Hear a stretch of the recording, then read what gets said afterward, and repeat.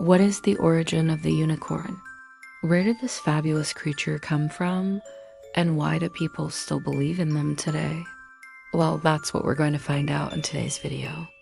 Hi, it's Pretty Kooky, and let's start with number 10, the Bible. Now, obviously, if you're going to talk about unicorns, you have to mention the Bible. There are several references to unicorns in both the Old and New Testament. In the Old Testament, there is a reference to the unicorn as a wild ox with a single horn on its forehead.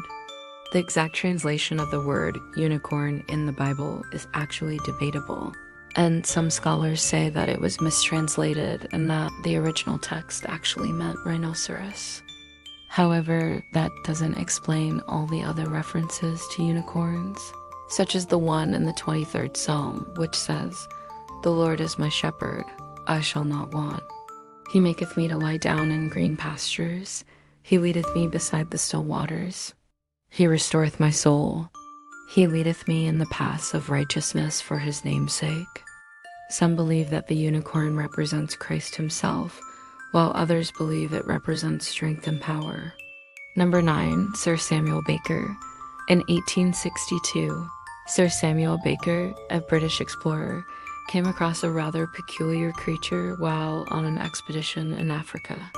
He described it as being a horse with a single horn on its head. This sighting was later dismissed by other explorers as a case of mistaken identity, but Baker stood by his story until his death. Could he have been the first modern person to have seen a unicorn, or was he just misinformed? You decide. Number 8, the goddess of the forest.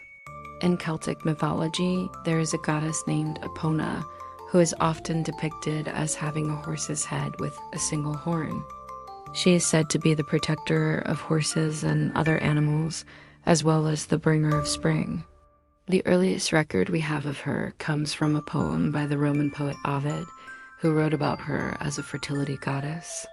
Number 7, Leonardo da Vinci. One of the most famous depictions of a unicorn comes from Leonardo da Vinci's notebook, where he drew a horse with a single horn on its head.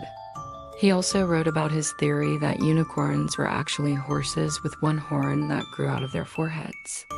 Of course, this is not true, but it's interesting to see how even the great Leonardo da Vinci was fascinated by these mythical creatures. Number 6, the last unicorn. One of the more recent legends of the unicorn comes from a children's book called The Last Unicorn by Peter Spiegel. In the story, a unicorn leaves the magical land of the